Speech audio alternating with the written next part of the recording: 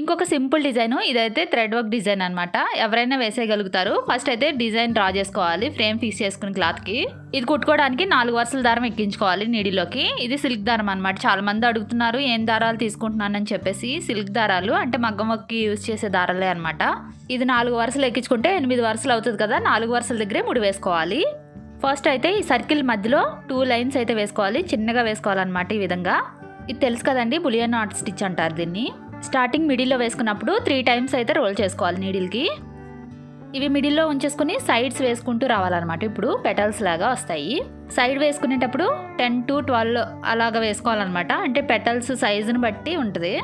ఇప్పుడు ఇది కరెక్ట్గా మధ్యలోకి నీడిల్ పైకి తీసుకోవాలి. ఈ విధంగా ఇక్కడ నుంచి పెటల్ స్టార్ట్ అవుతుంది. మళ్ళీ హాఫ్కి అనమాట.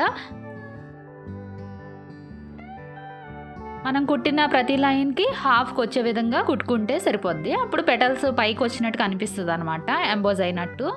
ఇలా కుట్టుకునేటప్పుడు మనం ఎన్ని టైమ్స్ అయితే రోల్ చేస్తున్నాం అనేది మనకు తెలుస్తుంది కదా. అలానే అన్ని ఫ్లవర్స్ కూడా అలానే కుట్టుకుంటూ రావాలి. అప్పుడే అన్ని ఈక్వల్గా వస్తాయి.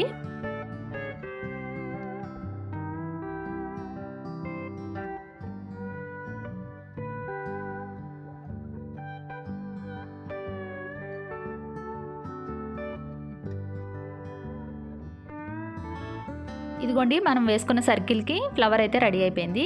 ఇంకొకటి ఇడ్చి దారంలో గ్రీన్ కలర్ ఇది తీసుకున్నాను. 6 వరుసలు ఉంటుంది కదా ఇడ్చి దారంకి. ఇది 3 వరుసల్లో డివైడ్ చేసుకోవాలి. 3 వరుసలు మాత్రమే నీటిలోకి ఎక్కించుకోవాలి.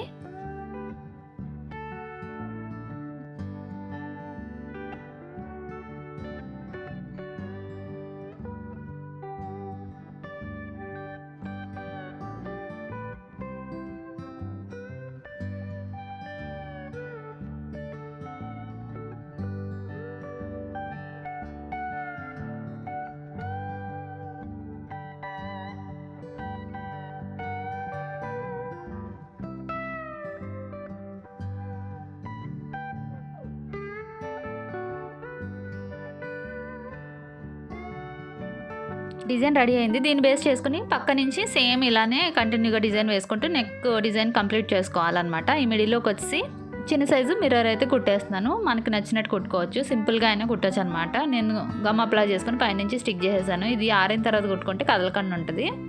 సేమ్ అదే దారంతో కుట్టేస్తున్నాను.